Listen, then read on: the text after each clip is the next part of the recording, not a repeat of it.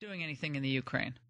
American people are like, well, we're hurting at home. We don't want to help the Ukraine. I bet if you polled people across the country, they wouldn't want to spend a dime in the Ukraine. And it's because they're hurting here. They see that this administration has probably made matters worse for the United States across the board in a geopolitical understanding. And so this whole thing has just come apart. None of this surprises me. And anyone who has studied Russia, Soviet Union, the history of Russia, they should understand why this is happening exactly the way it's happening, as the Ukraine today is accusing Russia of an armed invasion after Crimea airports are blockaded. And the president of the Ukraine had a press conference today, and he spoke out about the need for people to turn in their weapons. Joining us now is Peter Hitchens, British journalist, author, occasional foreign correspondent for the Mail, and, of course, we love reading Peter, and he joins us now. Peter, does any of this really surprise you, given the signals this administration has sent to the world, starting with the apology tour? Well, I don't think it really has much to do with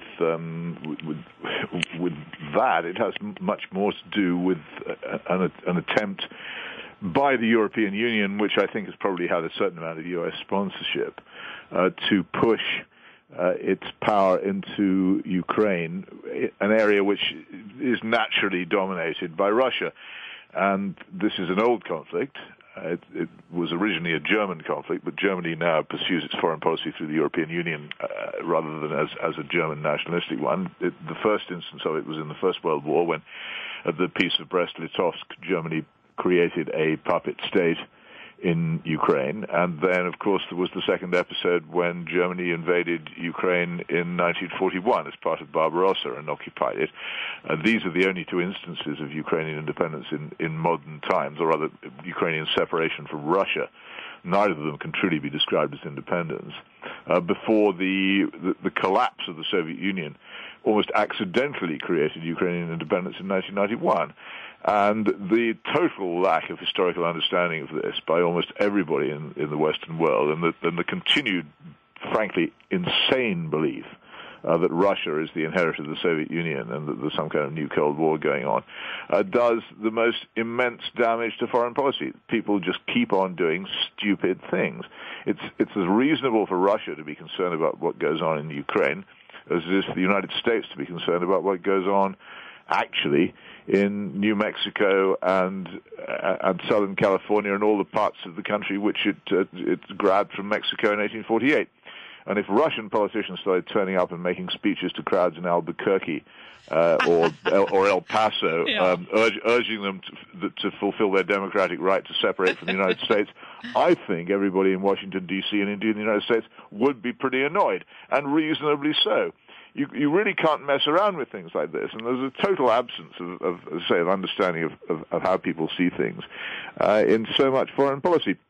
We could discuss the strength or weakness of the United States if you wanted to, but this is really a matter of straightforward diplomatic incompetence and historical ignorance. Do you think, Peter, that if the United States had a robust economy and obviously Obama had a different worldview, if he were more of a Reagan type and not more of a progressive type, that Russia would have done what Russia is doing now anyway, that it wouldn't have affected Russia's response at all? Well, I think this goes back, actually, to George Bush Sr. And when I was a correspondent in Moscow, I remember James Baker, his Secretary of State, coming over and having a very bullying session with the Russian government, which reckoned that it had given way. It had disbanded the Communist Party, dismantled the Soviet Union, and along came James Baker saying, "Well, frankly, now you must abandon all attempts to have a sphere of influence in Eastern and Central Europe."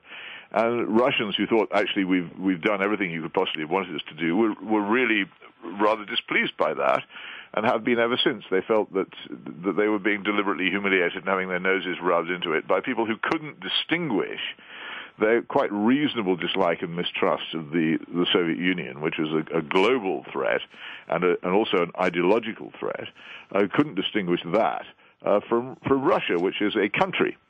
with a history and a people and a culture and a language and a pride, which doesn't particularly like having its nose rubbed in defeat and being publicly humiliated over and over again, and which also has a reasonable concern for its own sphere of influence and for what lies up against its borders, and resents the creation of NATO and EU satraps along its frontiers, just as the United States would be extremely annoyed if Russia started forming alliances with Mexico and Canada and trying to turn them against it. It's just, if you do that to people, they get annoyed. It doesn't matter what their politics are. Well, and it's just stupid foreign politics, and it doesn't have. It's an enormous waste of resources for the United States and the West to make an enemy out of Russia. Russia is a potential friend and ally, and all this is done, and there's quite reasonable disapproval of the Putin government, because Mr. Putin is by no means an apostle. How are they a friend of ours in Syria or hang Iran? on a minute. He's a friend of people who are friendly to him and an enemy of people who attack him. And if you attack him, he'll be your enemy. Well, I understand that. I mean, I lived there too. I lived there when it was Soviet as well, so I know the Russian psyche pretty well. No, the Soviet Union's policy was based on a first of all a global reach, the creation, for instance, of Gorshkov's global navy, and the Cold War contest with the United States in every part of the world, and it was also ideological.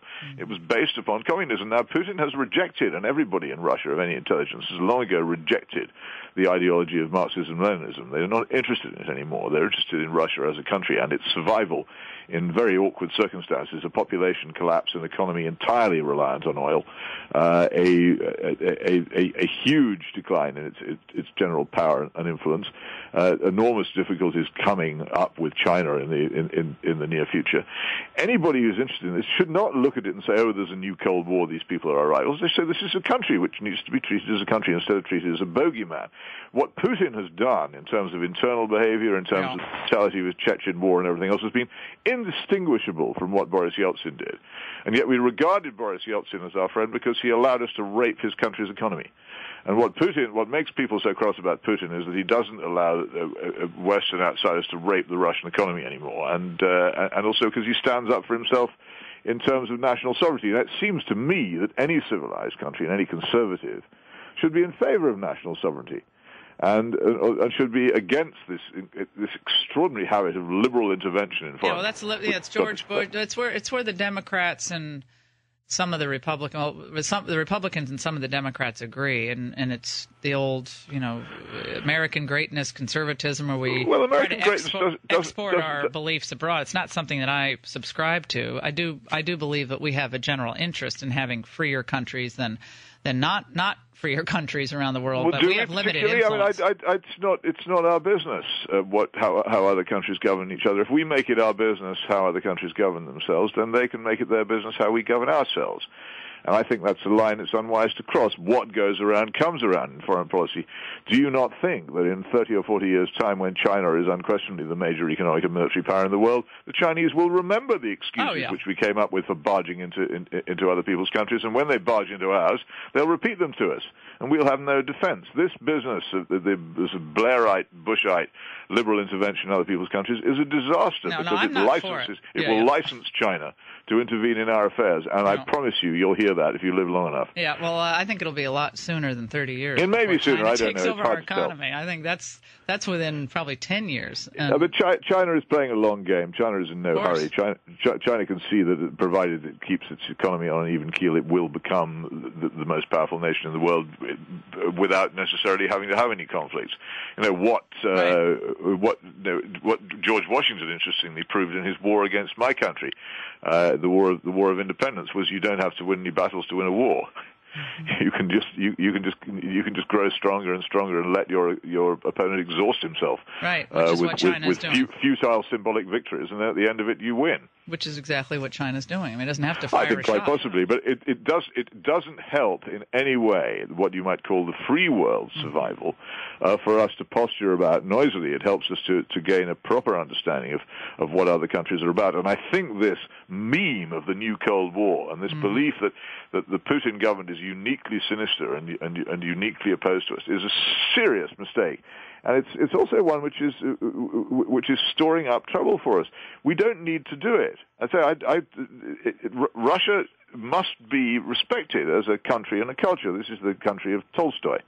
This is the country of Kutuzov and the defeat of Napoleon. This is a country with a long and proud history as a nation, which we have humiliated systematically, and also which, as I say, we've economically raped to such an extent that if the elections hadn't been rigged in what was it 1998, the Communist Party would actually have won and would have defeated Boris Yeltsin, because the discontent among the Russian people with the way in which they've been treated was so bad. You know, I mean, I can't actually say this on air in full, but when Russians refer to democracy, the word for democracy in Russian is demokratia, but Russians will tend to pronounce it demokratia, which is a filthy expression. It means the rule of excrement. Yes. And they regard the period of Yeltsin's so-called democracy as a period of grotesque corruption and misrule. And when we put them off it, but with the way in which we impose ourselves on them, and we really aren't doing ourselves any good. Russia, as I say, could be the ally of the civilized world. It's certainly increasingly a Christian country.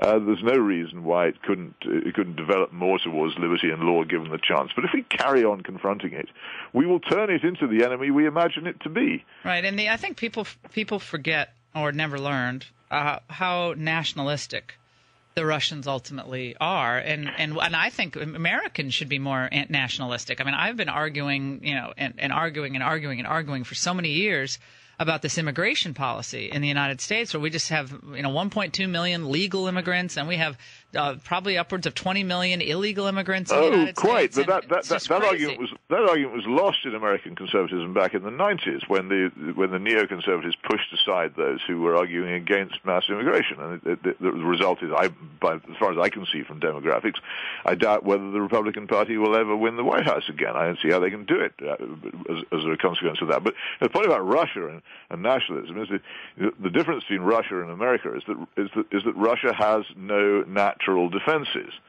There is a street, my favorite street in Moscow, very beautiful, where the Israeli embassy used to be, may still be, called Bolshoi Ordinka, which means the street of the Great Horde. It's called that because the Golden Horde used to collect their tribute there every 5 years. Moscow is a frontier city of the front line of Europe's defense against Asia. I know that people say things about other people's languages which are wrong. Poor old George Bush II saying the French had no word for entrepreneur and so forth. But the Russian word for safety is a negative word. It is безопасности, without danger. Yeah. Because danger is the natural state of Russia. They have been invaded from the east and from the west repeatedly in their history, and this is one of the reasons why they are so sensitive about people moving up to their borders and creating hostile states there. They don't. It really has an immediate memory. The people still there with a living memory of the terrible invasion of 1941, and they were fighting Japan at the same time, you might recall, and before that they fought China. And I think you'll find that the Chinese pressure on them in their eastern Siberian regions is going to be one of the big. I'm predicting this now. We've all heard of the Spratly Islands and the rest of it in the Pacific, but one of the big flashpoints of the coming decades will be China's raising of what it regards as the unequal treaties, forcing it to give up land to Russia in the 18th and 19th century, which it will want revised. And these huge areas of enormous Chinese expansion of population next to empty, dead Russian cities on the other side of the Ussuri River will become an issue. So they're nervous about all this, and within reason. So never forget that. Whereas the United States, it's got the Pacific on one side, the Atlantic on the other, Mexico at the bottom, and Canada at the top. What are you worrying about?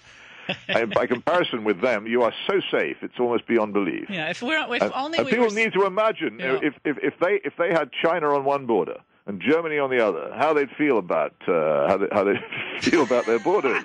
If only we were safe from American politicians, though, Christopher, would be in good shape. The internal liberal threat is, of course, the worst of all these days. I think the American people are kind of where you are probably on this. That we're just kind of tired of all of this. What do we have to show for 13 going to 14 years in Afghanistan, in the Iraq War, and all this in trying to depose all these Middle Eastern leaders? And what the heck do we have to show for it? Well, it's worse than it was before. Horrible. Isn't it? We're in a mess. It's worse than it would have been if you hadn't done it, which is always the clearest sign of a mistake. No, well, Peter, I don't know. We bear. You. By the way, you had some trouble about whether to refer to me as English or British in your introduction. It's quite funny because Britain is about to break into two. The Scottish are on the verge of declaring independence for like my people. Uh-oh. So I won't be British anymore, but possibly by the end of September. We'll just have to say English then. And this is one of the consequences of our own stupidity in waving our swords about neglecting our own national integrity. We need to have Peter on for an hour. We don't have enough time. Peter Hitchens, great to talk to you. You asked for it, you got it. It's great to talk to you. We'll take a break. We're hoping that Russia will not see this as sort of a continuation of the Cold War. We don't see it that way.